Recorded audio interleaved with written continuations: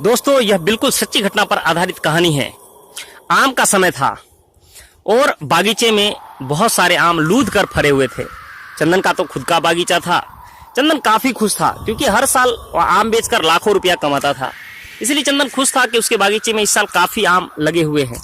चंदन ने बागीचे में एक आराम से मचान बनाया और सुबह शाम दोपहर अपने आम की रखवाली करने लगा। चंदन आम की रखवाली किया करता और बागीचे में सुबह शाम दोपहर जाया करता था।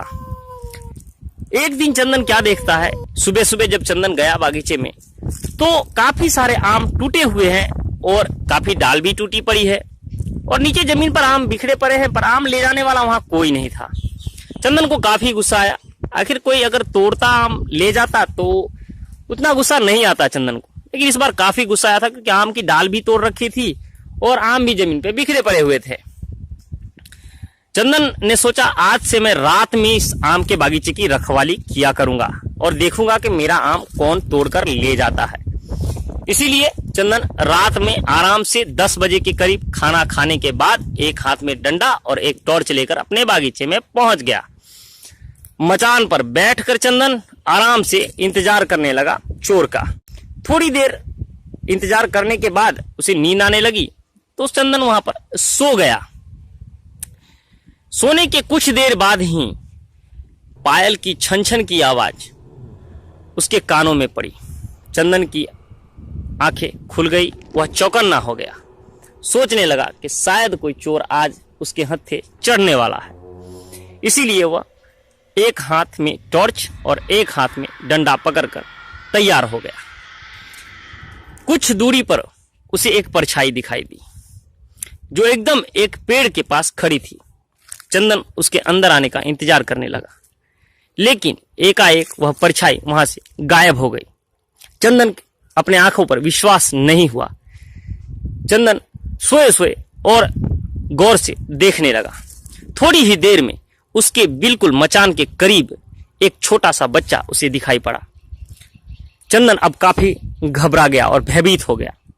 उसे चिड़चिड़ी सी बदबू उसके नथुनों को फाड़ रही थी।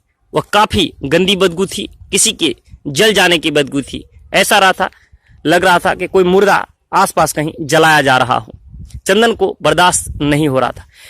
अब चंदन के पूरे शरीर में झुंझुनाहट पैदा हो गई। डर के मारे चंदन कांप रहा था। एकाएक तभी एक पेड़ की डाली जोर से हिली। चंदन काफी घबरा गया क्योंकि ना तो वहां आंधी आई थी ना तूफान, और डाली इतनी जोर से हिली थी कि लग रहा था कि चंदन के ऊपर ही गिर जाएगी।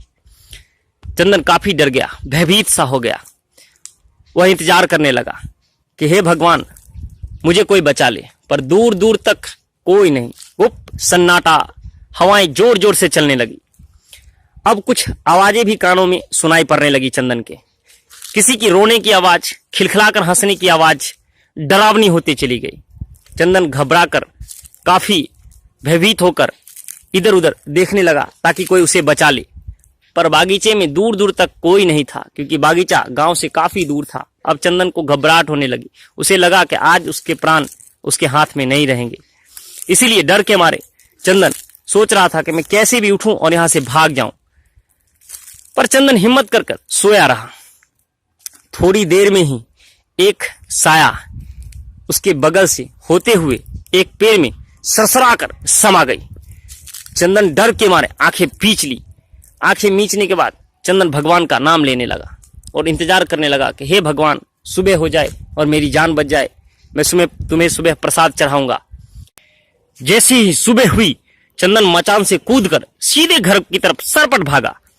घर पहुंचकर चंदन कांपने लगा, उसे बुखार आ गया। चंदन ने सारी बात अपने घर वालों को बताई। घर वालों ने उसे हिदायत दी कि तुम बागीचे में अब मत जाया करना। लोग उस बागीचे का नाम ही भूत बागीचा रख दिया। तब से अब दिन में भी लोग वहां जाने से डरते हैं। इसलिए चंदन को कुछ फायदा भी हो गया कि अब बागीचे में आम कोई नहीं तोड़ता है और आराम से चंदन किसी दिन जाकर आम तोड़कर ले आता है।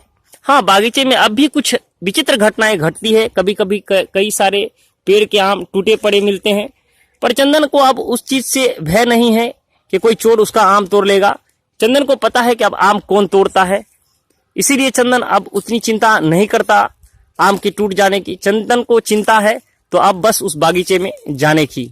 कहानी कैसी लगी आप जरूर कमेंट करिए, जरूर हमारे चैनल को सब्सक्राइब करिए। हम आपके लिए ऐसी बेहतरीन कहानी आपको लेकर आते हैं, आपको सुनाते हैं। हम बहुत जल्दी एक गिफ्ट की घोषणा करेंगे, जिसकी लिए आप थोड़ा सा इंतजार करें। हमारे चैनल पर इसकी घोषणा कर दी जाएगी बहुत जल्द। तब तक हमारे वीडियो को लाइक करें, चैनल को सब्सक्राइब करें, कमेंट करें और इस वीडियो को जितना हो सके शेयर करें। थैंक्स।